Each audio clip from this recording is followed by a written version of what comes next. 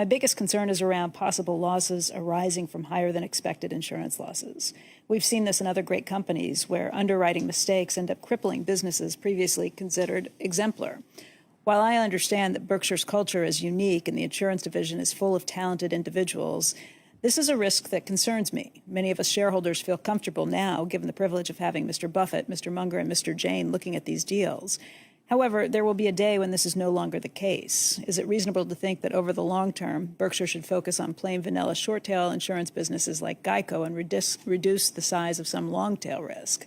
I want to clarify that I have the most respect and gratitude for all of Berkshire employees that have built the best insurance group in the world. I'm confident we have this talent to remain leaders in this field for decades to come. This is focused on the inherent opaqueness and risk of some insurance lines. I mean, clearly contract certainty is an issue for us in the insurance industry. It is an issue that cuts across not only the long-tail lines that you mentioned, but even short-tail property-focused lines. The most recent example is business interruption, which is an integral part of any property insurance policy that is bought and sold by corporations. It is a risk every time we issue a contract that either because of sloppiness in terms of how that contract is written or because of the regulatory environment we all have to live in, that the words in the contract may be tortured and normally when they are tortured, they end up going against the insurance industry, not in their favor. So it is a risk. It's an unknown risk in terms of how bad it can be. I hope we price for it. When we price for the product, we throw in something for the unknown unknowns, if you will. And we try and aggregate our exposures by major risk categories. Hopefully that'll give us some comfort in terms of having some boundaries on what the exposure really can be. But there's no question the regulators play a very important role in terms of the economics of the business, especially in the US, where there are 50 state regulators who we have to deal with in terms of pricing, in terms of contracts, in terms of... Most of the surprises in insurance, practically all of them, are unpleasant. I mean, you get the premium up front, that's pleasant.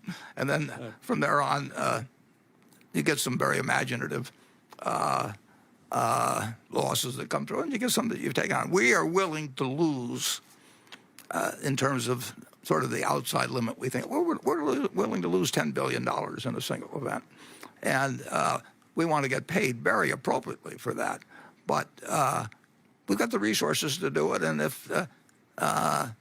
but we don't want to lose $10 billion in something where we only thought we could lose $50 million or something like that. And you know, the current situation, for example, with the Boy Scouts of America, you know, I think there were 1,100 claims or something like that that have been filed, and now there's 17,000 just in. No, they're close to 100,000 now. Oh, well, and up by 50 times. And these go back to 1950 or 1960, and you've got people advertising for claims, and so all of a sudden you get a lot of claims. I'm sure a lot of the claims are valid. I'm sure a lot of them are invalid. And how in the world do you pick out the difference? Yeah, and it goes back to the issue that you just raised. The reason why this number of claims have skyrocketed from less than 2,000 to close to 100,000 is because the statute of limitations had expired. But in several states, if not in most states, they have unilaterally extended the deadline by when you can make claims and expanded it by a few years, as a result of which a lot of more claims have appeared, funded by plaintiff lawyers who are now very well funded. And that results in claims just skyrocketing. Yeah, you get a lot of unpleasant surprises in insurance, but we've got a very. I'm very biased on this, but I think we've got the best insurance operation in the world, and Ajit is the guy that created it, and the people at GEICO, we bought that, and they did wonderful things over time to contribute their part of it too, and other people have, but Ajit is a symphony conductor of it.